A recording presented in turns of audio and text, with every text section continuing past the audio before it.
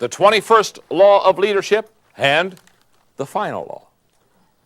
Somebody asked me one time, said, John, why did you write the 21 irrefutable laws of leadership? I said, because there are 21 irrefutable laws of leadership. If there had been 22, I would have written the 22 irrefutable laws of leadership. There's 21.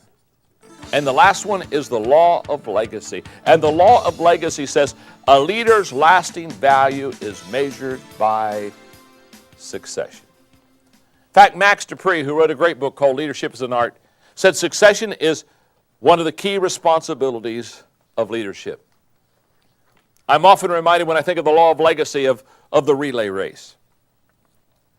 I had a coach one time of a very successful track team tell me that when you're doing the relay race and you have 4 runners, he said, John, the race is always won or lost. When the competition is keen and good, the race is always won or lost in the exchange zone. Those few yards where one runner is reaching out to a runner that is running before him, trying to pass on the baton, he said, that's where the race is won or lost. He said, the best coaches spend most time teaching the runners how to hand off the baton. In fact, he said, let me put it this way. Every other part of the race is individual. Every other part of the race is dependent upon a person's skill and speed and ability and giftedness. He said, there's no question about it. But when it comes to the exchange zone, that's when no longer are you running for yourself. You're running for somebody else. And your ability to put them in the best position. He said, a good exchange in the exchange zone can give a runner even up to, he said, sometimes up to a second, which can be the deciding difference in a competitive match. And he said, John, teaching the runners how to go from one to the other, how to hand off that baton, he said, is absolutely essential. The law of legacy, the law of succession says that you and I need to know how to hand off the baton well to other leaders so that our work, our business, our company, our organization can live way beyond ourselves. In your notes, I write 4 things. Achievement comes when someone is able to do great things for himself or for herself. That's achievement. Success comes when he or she empowers followers to do great things with them. Significant comes when he develops leaders to do great things for him. But legacy comes when he raises his organization to do great things without him. What we're talking about now is leaving a legacy. I'm in my middle 50s, and I can tell you this is more important to me than anything else now. I'm running a decent race. I'm certainly doing my best, giving it my best shot, trying to help other people. I want to continue doing that. I have no desire to ever slow down or quit. I don't even think retirement is a word that I know. But here's what I do know. I'm much more concerned about passing the baton off than I ever have before. I'm spending a lot of time with young leaders. In fact, I love to be around young leaders. I have a Catalyst conference every year in Atlanta that is for leaders under 40. There'll be between 3,000 and 4,000 young leaders here this year. And it's a great time of excitement as I share leadership principles out of my life. And I'm going to talk to them about if they could spend this year I'm going to talk about if they could spend one evening with me, here are the things that I would share with a young leader. Just words of wisdom and advice. Because I really want to pass the baton off well to someone else. In fact, I think there's really only one appropriate way to close not only this law, the law of legacy. I think there's only one way to close the 21 irrefutable laws of leadership. So let me just take a moment and set the music stand aside and all the lecture notes. And let me just for, 2 minutes, 3 minutes max, let me talk to you about my leadership journey and where I am now, and what I think and what I feel. The first thing I would say to you about my journey is this. I want to make a difference. Now, that's nothing new. I've wanted to make a difference for a long time. In fact, as kind of a young person starting off in life wanting to be successful, back in the 20s, I can honestly say that I would say to you, I want to make a difference. So I worked hard and did everything that I could to make a difference. And to be honest with you, I was making a difference. And that was very good. But then I went into my 30s, and one day I realized that although I was making a difference, I wasn't hitting full stride at all. I wasn't reaching my potential. I wasn't really doing what I knew that perhaps I could do, and I knew that I wasn't idling, but I wasn't hitting full stride. So in my 30s, I went from I want to make a difference to a whole new level. I went to this level. I want to make a difference with people. That's when I began to understand that if I was really going to accomplish a lot, I was going to have to be able to lead people. That's when I began to have a passion for leadership, because all of a sudden I realized if I want to make a difference, I've got to make a difference with people. And the only way that you can make a difference with people is learning how to lead. That began me on my journey of being passionate about learning leadership.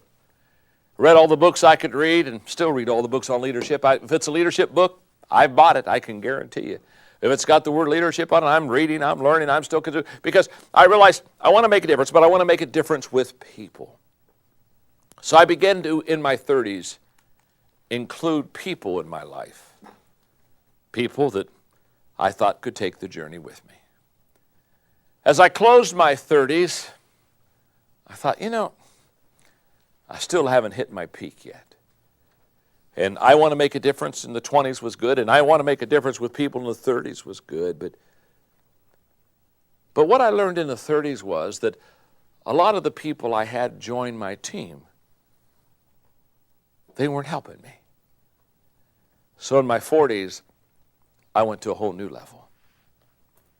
See, in my 40s, I went from I want to make a difference in my 20s to I want to make a difference with people in my 30s to by the time I got 40, I was saying I want to make a difference with people, hang on now, who want to make a difference.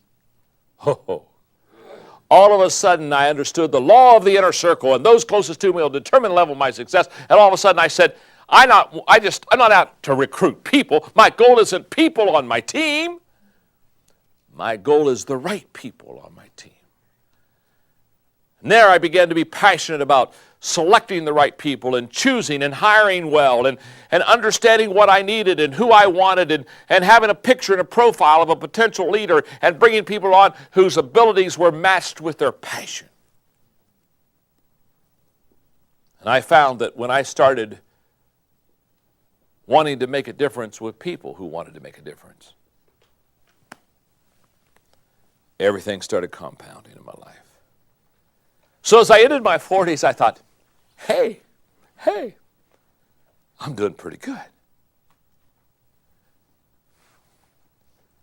And then I realized as I turned 50, I'm still not there. There's a higher level. There's a higher level than I want to make a difference in my 20s to I want to make a difference with people in my 30s to I want to make a difference with people who want to make a difference in my 40s. You see, when I turned 50, I stepped it up again. You see, now I want to make a difference with people who want to make a difference doing something that makes a difference.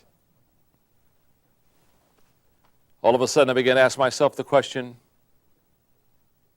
what am I living for? What am I doing this for? What's the return? And you see, that's when you begin to stake your life on things that have greater potential than yourself. That's where I decided that I wanted to add value to people because people are the only appreciable asset in any organization. That's where I began to make decisions and I began to do things that I think perhaps can last beyond me. The reason that I'm teaching the 21 irrefutable laws of leadership to you is because I truly believe, if you'll be a student of these laws, if you'll do more than write in blanks in a notebook, but you'll become a student, and every day you'll learn to lead better, and you'll talk to leaders and listen to leaders, and you'll do leadership stuff. Here's what I believe in you, and here's what I think about you, and here's what I think about our time we've spent together. Oh, the 21 laws of leadership, that's not the end. That's the beginning. And I only want you to learn these laws if you're committed to adding value to people. I only want you to apply these laws if you're committed to handing off the baton to the next generation and letting them go above you. Here's what I know in closing. My time with you is extremely profitable because you're going to take these laws and you're going to learn them and you're going to apply them and you're going to be better at them than I am.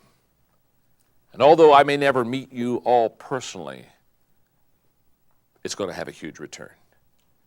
Because as you pour your life into others, as I've tried to pour my life into you, here's what I know.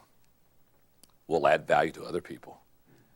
And when we add value to other people, we add value to lives and organizations and communities and families.